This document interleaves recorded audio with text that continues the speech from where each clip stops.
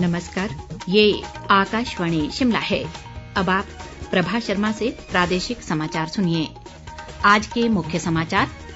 प्रधानमंत्री नरेंद्र मोदी ने प्रवासी भारतीयों से देश की अनूठी वैश्विक दृष्टि व विश्व व्यवस्था में भूमिका को मजबूत करने का किया आह्वान। उप मुख्यमंत्री मुकेश अग्निहोत्री ने कहा, प्रदेश का सर्वांगीण विकास राज्य सरकार की सर्वोच्च प्राथमिकता। प्रदेश सरकार के कैबिनेट मंत्रियों ने पूर्व भाजपा सरकार पर वित्तीय कुप्रबंधन का लगाया आरोप। और विपक्ष के नेता जयराम ठाकुर ने कहा, कांग्रेस सरकार ने 6 मुख्य संसदीय सचिव बनाकर राज्य पर बढ़ाया आर्थिक बोझ। अब समाचार विस्तार से। प्रधानमंत्री नरेंद्र मोदी ने प्रवासी भारतीयों से भारत की अनूठी विश्व दृष्टि और वैश्विक व्यवस्था में उसकी महत्वपूर्ण भूमिका को मजबूत करने का आह्वान किया है।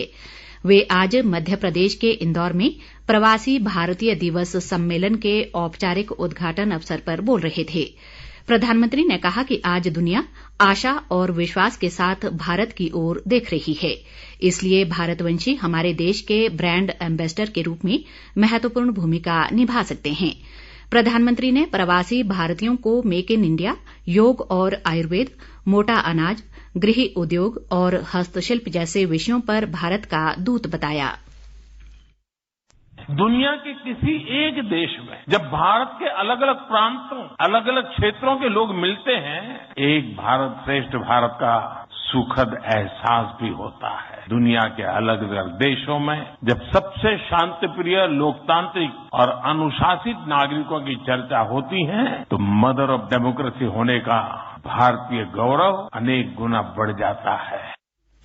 प्रधानमंत्री ने कहा कि भारत तेजस और अरिहंत जैसी अत्याधुनिक प्रौद्योगिकी का जनक है और इसलिए दुनिया हमारी गति तथा कौशल और हमारे भविष्य को जानने के लिए उत्सुक है।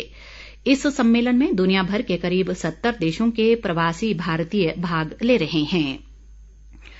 उप मुख्यमंत्री मुकेश अग्निहोत्री ने कहा है कि प्रदेश का सर्वांगीण विकास राज्य सरकार की सर्वोच्च प्राथमिकता है। आज शिमला में उनसे मिलने आए विभिन्न प्रतिनिधिमंडलों के साथ भेंट के दौरान उन्होंने कहा कि राज्य सरकार द्वारा कांग्रेस के प्रतिज्ञा पत्र को नीति दस्तावेज बनाया गया है। अग्निहोत्री ने कहा कि प्रतिज्ञा पत्र में कांग्रेस द्वारा प्रदेश के लोगों को दी गई गारंटियों व वायदों को चरणबद्ध तरीके से पूरा किया जाएगा। इस अवसर पर उन्होंने लोगों की समस्याएं भी सुनी और सभी उचित मांगों को पूरा करने का आश्वासन दिया। कांग्रेस सरकार में कैबिनेट मंत्री विक्रमादित्य सिंह और अनिरुद्ध सिंह ने पूर्व मुख्यमंत्री व नेता प्रतिपक्ष जयराम ठाकुर को चर्चा में बने रहने के लिए आधारहीन बयानबाजी से दूर रहने की सलाह दी है। शिमला से जारी एक बयान में उन्होंने कहा है कि पूर्व भाजपा सरकार द्वारा अपने कार्यकाल के अंतिम दिनों में खोले गए संस्थानों को डिनोटिफाई करने का मामला बार बार उठाने पर हैरानी जताई। दोनों मंत्रियों ने कहा कि ये सभी संस्थान बिना किसी दूरगामी सोच और बजट प्रावधानों के केवल मतदाताओं को लुभाने के लिए खोले या स्तरोन्नत किए गए थे। उन्होंने कहा कि निर्धारित मापदंडों व लोगों की जरूरतों के अनुसार प्रदेश सरकार उचित बजट प्रावधान कर इन संस्थानों को पुनः खोलने का निर्णय लेगी। अनिरुद्ध सिंह और विक्रमादित्य सिंह ने कहा कि पूर्व भाजपा सरकार के वित्तीय कुप्रबंधन के कारण मौजूदा प्रदेश सरकार को 75,000 करोड़ रुपए का ऋण सौगात में मिला है और करीब 5,000 करोड़ रुपए की वित्तीय देनदारियां भी छोड़ी गई हैं।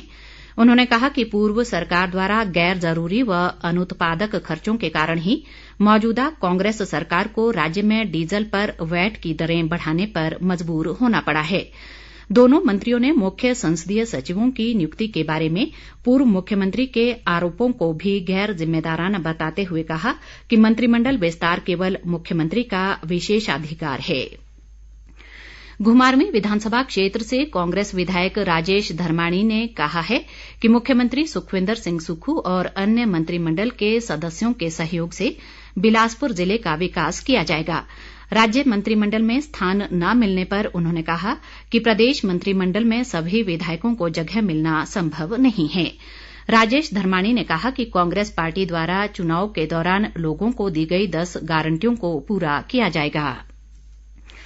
राज्य प्रदूषण नियंत्रण बोर्ड के अध्यक्ष संजय गुप्ता ने आज बद्दी में बोर्ड के अधिकारियों के साथ बैठक कर औद्योगिक इकाइयों के अनुपालन की स्थिति की समीक्षा की। इस दौरान उन्होंने सभी इकाइयों में विभिन्न प्रदूषण मानदंडों को जल, वायु और पर्यावरण संरक्षण अधिनियमों के अनुरूप सुनिश्चित करने के निर्देश दिए। इस दौरान संजय गुप्ता ने बोर्ड के सुदृढ़ीकरण को लेकर सुझाव दिए। बाद में उन्होंने झाड़माजरी, बद्दी, बरोटीवाला, नालागढ़ औद्योगिक संघ के साथ संवाद बैठक भी की। पूर्व मुख्यमंत्री व विपक्ष के नेता जयराम ठाकुर ने कहा है कि प्रदेश में कांग्रेस की सरकार ने 6 मुख्य संसदीय सचिव बनाकर राज्य पर आर्थिक बोझ बढ़ा दिया है। आज शिमला में एक संवाददाता सम्मेलन में उन्होंने कहा कि असम, मणिपुर और दिल्ली सरकार द्वारा नियुक्त सीपीएस के विरोध में सुप्रीम कोर्ट ने फैसला सुनाया था और पूर्व भाजपा सरकार ने नैतिकता के आधार पर अपने कार्यकाल में एक भी सीपीएस नहीं बनाया। जयराम ठाकुर ने आरोप लगाया कि कांग्रेस सरकार ने सीपीएस की नियुक्तियां केवल अपनी सरकार को बचाने के लिए की हैं, जबकि प्रदेश हित की उन्हें कोई चिंता नहीं है। पूर्व मुख्यमंत्री ने कहा कि कांग्रेस सरकार ने सत्ता संभालते ही डीजल में वैट बढ़ाकर आम जनता पर महंगाई का बोझ डालने का काम किया है। जयराम ठाकुर ने कहा कि कांग्रेस के सत्ता में आते ही सीमेंट प्लांट बंद हो गए और इस मुद्दे को सुलझाने के लिए राज्य सरकार कोई प्रयास नहीं कर रही है।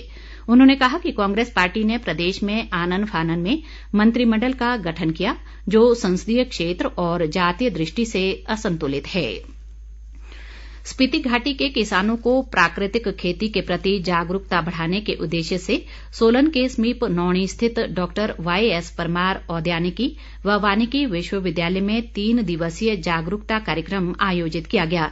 इस दौरान स्पीति घाटी की सभी 13 पंचायतों के 54 किसान प्रतिनिधियों ने प्राकृतिक कृषि गतिविधियों और विश्वविद्यालय के वैज्ञानिकों द्वारा विकसित विभिन्न मॉडलों के बारे में जानकारी हासिल की। इस अवसर पर किसानों को संबोधित करते हुए विश्वविद्यालय के कुलपति प्रोफेसर राजेश्वर सिंह चंदेल ने किसानों से प्राकृतिक खेती के माध्यम से मोटे अनाज का उत्पादन करने का आग्रह किया। उन्होंने मोटे अनाज के फायदों के बारे में किसानों को जानकारी भी दी। चंबा मेडिकल कॉलेज में नीट के परिणाम में गड़बड़ी कर MBBS में प्रवेश पाने का मामला सामने आया है। कांगड़ा जिला की एक छात्रा ने नीट की मार्कशीट में टेम्परिंग कर 300 अंकों के 530 अंक बनाकर मेडिकल कॉलेज चंबा में MBBS की सीट हासिल कर ली। प्रशिक्षुओं का डाटा नेशनल मेडिकल काउंसिल की साइट पर अपलोड करते समय इस छात्रा के नीट के रोल नंबर का मिलान नहीं हुआ। गड़बड़ी का खुलासा होने पर चंबा मेडिकल कॉलेज प्रबंधन ने इस छात्रा का दाखिला रद्द कर ये मामला पुलिस चौकी चंबा को सौंप दिया है। प्रदेश में ये दूसरा मामला सामने आया है। इससे पूर्व हाल ही में शिमला में भी एक ऐसा ही मामला सामने आया था। प्रदेश के अधिकांश भागों में आज बादल छाए रहे, जबकि जनजातीय जिला लाहौल स्पीति में ऊंचाई वाले क्षेत्रों में हल्की बर्फबारी हो रही है। बर्फबारी से जिले में शुष्क ठंड का दौर समाप्त हो गया है, लेकिन पिछले एक सप्ताह के मुकाबले इस सप्ताह ठंड में कमी दर्ज की जा रही है। पिछले सप्ताह जहां न्यूनतम तापमान -15 डिग्री, वहीं इन दिनों न्यूनतम तापमान -3 से 5 डिग्री सेल्सियस दर्ज किया जा रहा है। जनवरी माह में मौसम के बदले मिजाज से लोग चिंतित हैं। उनका कहना है कि एक तरफ बर्फबारी कम हो रही है, जो जल्दी पिघल रही है। प्रदेश में पर्याप्त वर्षा व बर्फबारी न होने से शुष्क मौसम का दौर जारी है, जिससे इस सीजन की सभी फसलों पर विपरीत प्रभाव पड़ रहा है। राज्य के निचले इलाकों में भी घना कोहरा छाए रहने से शीतलहर बरकरार है। मौसम विभाग ने अगले 24 घंटों के दौरान कुछ स्थानों पर हल्की वर्षा व ऊंची चोटियों पर हिमपात की संभावना जताई है। विभाग ने 11 और 12 जनवरी को कई स्थानों पर वर्षा व हिमपात का पूर्वानुमान भी जताया है। हिमालयन वन अनुसंधान संस्थान शिमला द्वारा आजादी का अमृत महोत्सव के तहत ग्रामीण समुदायों के लिए पर्यावरण स्वच्छता जागरूकता विषय पर मंडी जिले के करसोग क्षेत्र की सावीधार पंचायत के जसल में आज एक कार्यक्रम का आयोजन किया गया। कार्यक्रम में हिमालयन वन अनुसंधान संस्थान शिमला के विस्तार विभाग के अध्यक्ष डॉक्टर जगदीश सिंह ने पर्यावरण प्रदूषण और इसके दुष्प्रभाव व निवारण पर व्याख्यान दिया। उन्होंने शहरीकरण, औद्योगिकीकरण व खनन को पर्यावरण प्रदूषण का मुख्य कारण बताया। इस दौरान हिमालयन वन अनुसंधान संस्थान शिमला के निदेशक डॉक्टर संदीप शर्मा ने भी पर्यावरण संरक्षण पर अपने विचार व्यक्त किए। अंत में मुख्य समाचार एक बार फिर। प्रधानमंत्री नरेंद्र मोदी ने प्रवासी भारतीयों से देश की अनूठी वैश्विक दृष्टि व विश्व व्यवस्था में भूमिका को मजबूत करने का किया आह्वान। उप मुख्यमंत्री मुकेश अग्निहोत्री ने कहा, प्रदेश का सर्वांगीण विकास राज्य सरकार की सर्वोच्च प्राथमिकता। प्रदेश सरकार के कैबिनेट मंत्रियों ने पूर्व भाजपा सरकार पर वित्तीय कुप्रबंधन का लगाया आरोप। और विपक्ष के नेता जयराम ठाकुर ने कहा, कांग्रेस सरकार ने 6 मुख्य संसदीय सचिव बनाकर राज्य पर बढ़ाया आर्थिक बोझ। इसी के साथ ये समाचार बुलेटिन समाप्त हुआ। नमस्कार।